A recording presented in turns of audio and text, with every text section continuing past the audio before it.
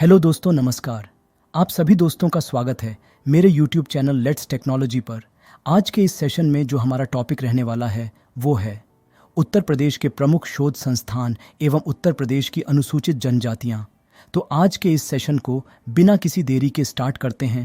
तो दोस्तों, आप सभी दोस्तों का स्वागत है मेरे YouTube चैनल लेट्स टेक्नोलॉजी पर। सुबह के 7 बज रहे हैं और आप लोगों के लिए हम लेकर के एक आ गए धमाकेदार सीरीज, जिस सीरीज के अंदर आज हम बात करने वाले हैं दो ऐसे टॉपिक जो एग्जाम में कहीं ना कहीं हर बार पूछे जाते हैं।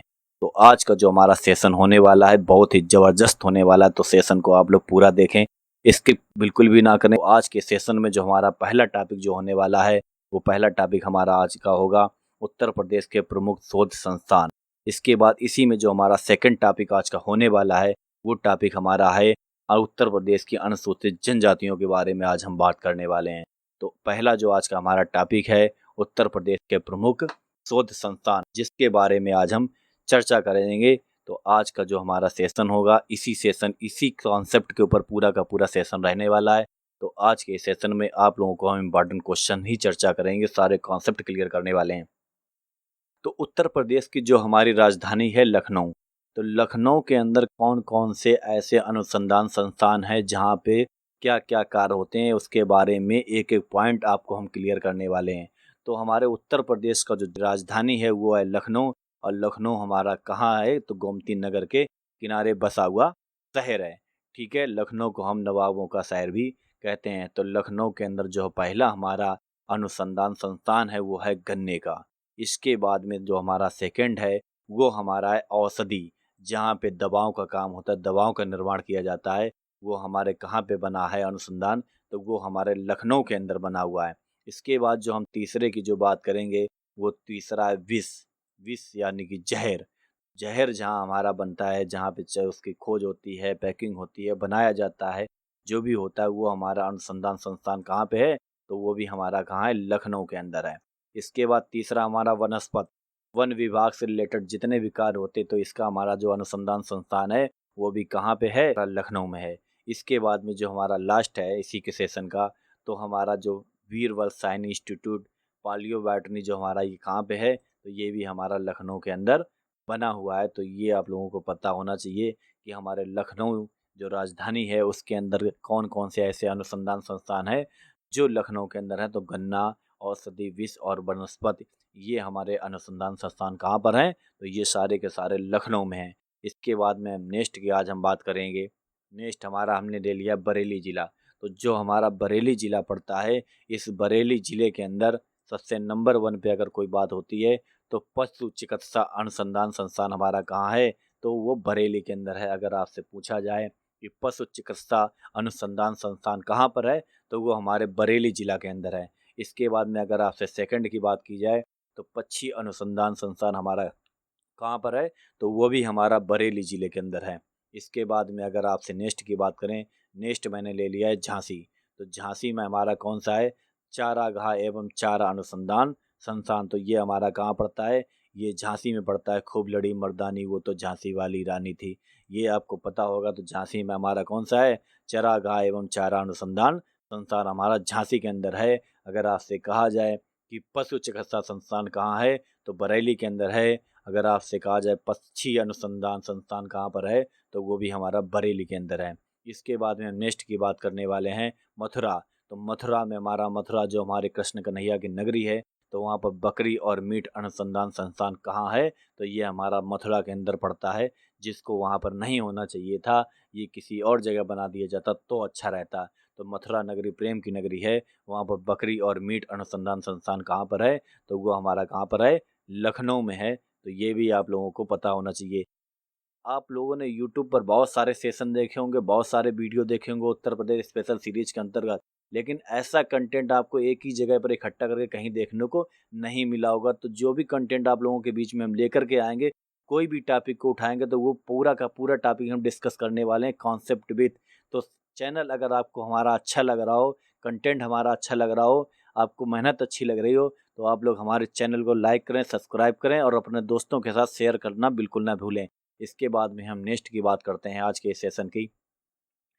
तो नेक्स्ट जो हमारा है वाराणसी। तो वाराणसी में हमारा शाक भाजी अनुसंधान संस्थान हमारा कहाँ पे है, तो वो हमारा पड़ता है वाराणसी के अंदर पड़ता है। शाक भाजी अनुसंधान संस्थान हमारा कहाँ है, तो वो पड़ता हमारा वाराणसी के अंदर। इसके बाद में तिब्बती उच्च शिक्षा एवं शिक्षण संस्थान हमारा कहाँ पर है, तो ये भी हमारा पड़ता है वाराणसी के अंदर। तो ये भी आप लोगों को पता होना चाहिए, ठीक है। इसके बाद में नेक्स्ट हमारा आ जाता है कानपुर। तो कानपुर में तो जो लोग कानपुर के रहने वाले होंगे उनको तो पता होगा कि तिलहन अनुसंधान संस्थान कहाँ पर है, कानपुर में। कानपुर में अगर कहा जाए कहाँ पे है, तो कल्याणपुर और रावतपुर के बीच में बना हुआ है हमारा तिलहन अनुसंधान संस्थान। कहाँ पर है, तो ये हमारा है कानपुर में।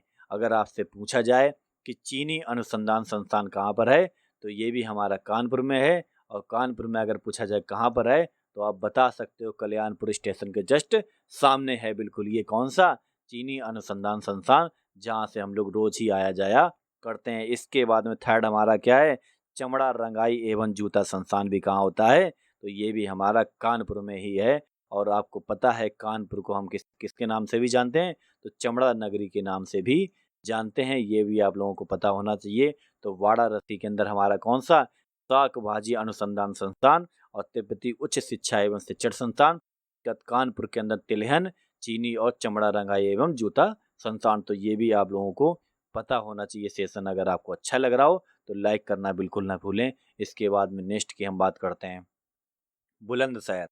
बुलंदशहर में क्या है, कांच अनुसंधान संस्थान।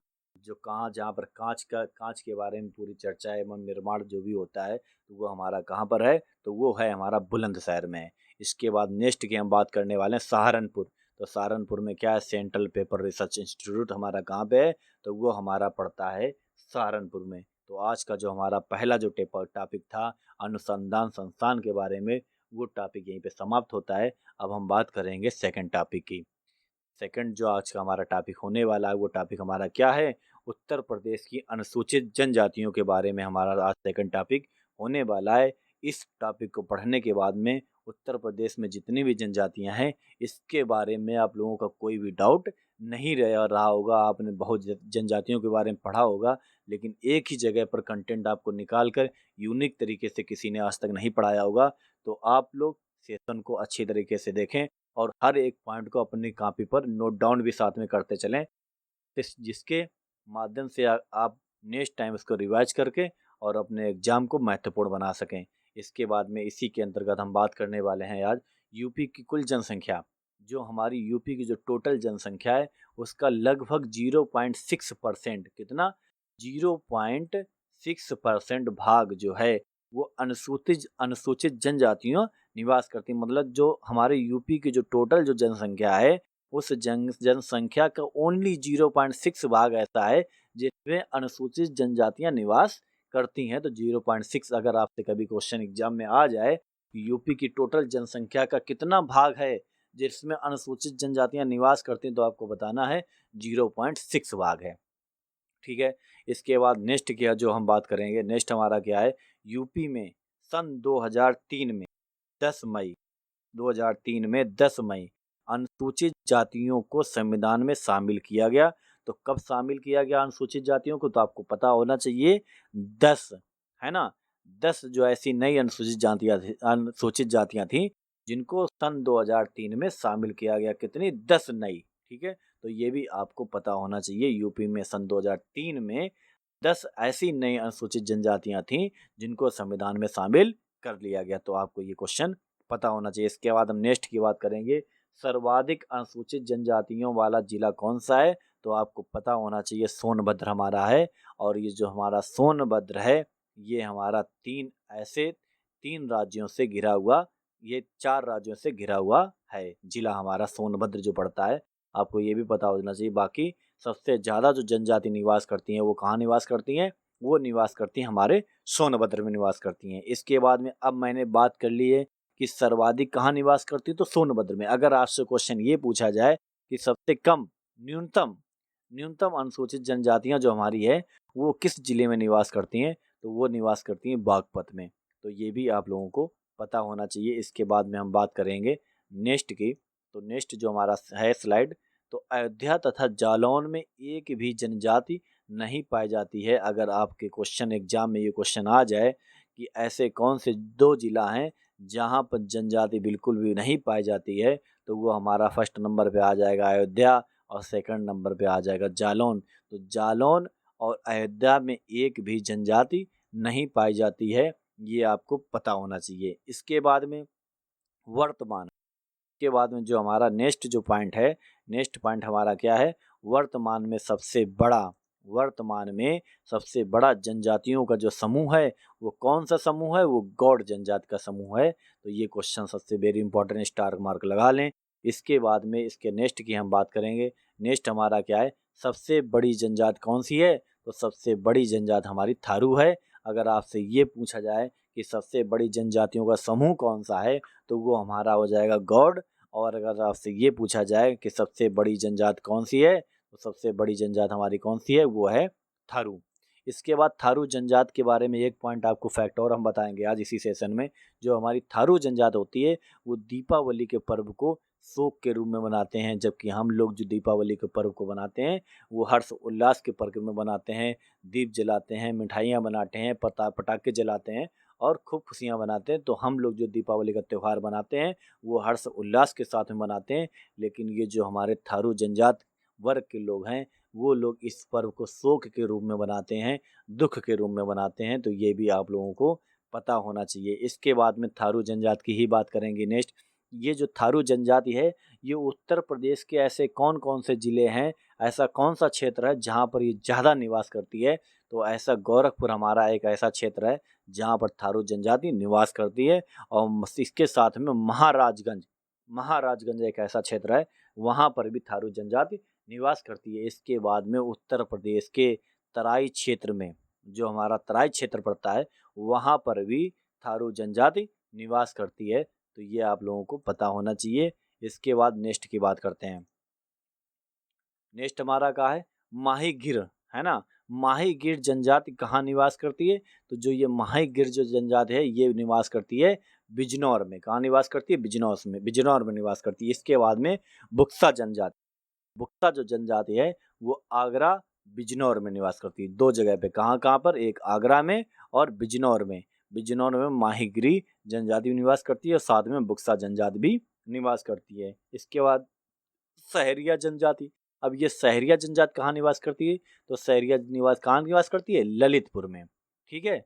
इसके बाद में पांखा पनका जनजाति, ये कहाँ पर निवास करती है, तो सोनभद्र और मिर्जापुर में ये हमारी जनजाति निवास करती है। कौन सी, पांखा पनका जनजाति जो है ये कहाँ पे निवास करती है, तो सोनभद्र में निवास करती है। इसके बाद में नेक्स्ट की बात करते हैं। तो नेक्स्ट में हमारा क्या बोला गया है, गौड़, ठीक है। सर्वाधिक जनजाति जो सबसे बड़ा जो समूह है किसका है, गौड़ का है, ठीक है। इसके बाद जो सबसे बड़ी जनजाति है वो कौन सी है, थारू जनजाति है, ठीक है। तो गौड़, धुरिया, नायक, राजगौड़ के बाद पथारी जनजाति का ये जो है हमारे किस के जिले में पाए जाते हैं, तो ये महाराजगंज में है। इसके बाद सिद्धार्थनगर में है, गोरखपुर में है, बस्ती में है, देवरिया में है, जौनपुर, आजमगढ़, मऊ और सोनभद्र में ये जनजातियाँ निवास करती हैं। तो ये आपको पता होना चाहिए। इसके बाद में नेक्स्ट की जो हम बात करेंगे वो नेक्स्ट हमारा क्या है, चेरो जनजाति। तो ये चेरो जनजाति कहाँ निवास करती है, तो ये सोनभद्र और वाराणसी में निवास करती है। सोनभद्र और वाराणसी में चेरो जनजाति। इसके बाद में खरवार और खैरवाड़ जनजाति, ये कहाँ पे निवास करती है, तो ये जनजाति निवास कहाँ करती है, चंदौली, गाजीपुर, बलिया, देवरिया और वाराणसी।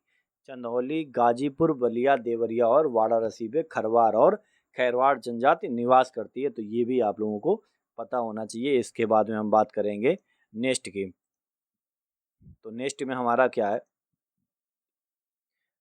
नेक्स्ट हमारा है पाहरिया, अगरिया, बेगा, भैया। तो ये जो हमारी जनजातियां हैं ये कहाँ पे हैं, ये हमारी पड़ती हैं सोनभद्र में। कौन सी, पाहरिया, अंगारिया, बैगा और भैया। बड़े अजीब चटपटे से नाम है, लेकिन आप लोग इनको कॉपी पे नोट डाउन करें और हर कम से कम हर तीसरे चौथे दिन इनको रिवाइज करेंगे तो आप लोगों के दिमाग में सेट हो जाएंगे। इसके बाद में कर्मा लोक नृत्य का आयोजन करने वाली जनजाति कौन सी है, ऐसी कौन सी जनजाति है जो कर्मा लोक नृत्य को आयोजन करती है, तो वो हमारी एक खरवाड़ जनजाति जो कि कहाँ रहती है, वो रहती है सोनभद्र में। तो ये भी आप लोगों को पता होना चाहिए। तो आज के सेशन के हमारे जो 2 टॉपिक थे उनको मैंने कवर किया, अनुसंधान और साथ में मैंने जनजातियों के बारे में चर्चा की। तो मुझे लगता है जो आज के जो 2 टॉपिक थे ये आप लोगों को बिल्कुल क्लियर हो गए हैं। अगर आप लोगों को सेशन आज का हमारा पसंद आया हो तो आज के सेशन को आप लोग इस सेशन को क्या करें, लाइक करें, साथ में सब्सक्राइब करें और इसके साथ में बेल आइकन को प्रेस कर लें ताकि आने वाला अगला वीडियो उसकी नोटिफिकेशन आपको सबसे पहले प्राप्त हो जाए। इसके लिए आप लोग हमारे चैनल को सब्सक्राइब, लाइक, शेयर करना बिल्कुल ना भूलें। अगर आप लोगों को सेशन अच्छा लगा हो तो सेशन को 100% लाइक कर दें। इसके बाद में जो हम नेक्स्ट बात करने वाले हैं, अगर आप लोगों को हमारे चैनल की कोई भी जानकारी चाहिए तो आप लोग हमारे चैनल को के जो हमारा टेलीग्राम चैनल है उसको आप लोग ज्वाइन कर लें, क्योंकि टेलीग्राम चैनल के माध्यम से हम अपने चैनल से जुड़ी हर एक इन्फॉर्मेशन को टेलीग्राम चैनल पर शेयर करते रहते हैं। तो आज की वीडियो के लिए इतना ही। Thank you so much. See you in the next video. अगर आप लोगों को मेरा सेशन पसंद आया हो तो मेरे YouTube चैनल लेट्स टेक्नोलॉजी को सब्सक्राइब करें और दोस्तों के साथ शेयर करें। धन्यवाद। मिलते हैं एक नए वीडियो के साथ।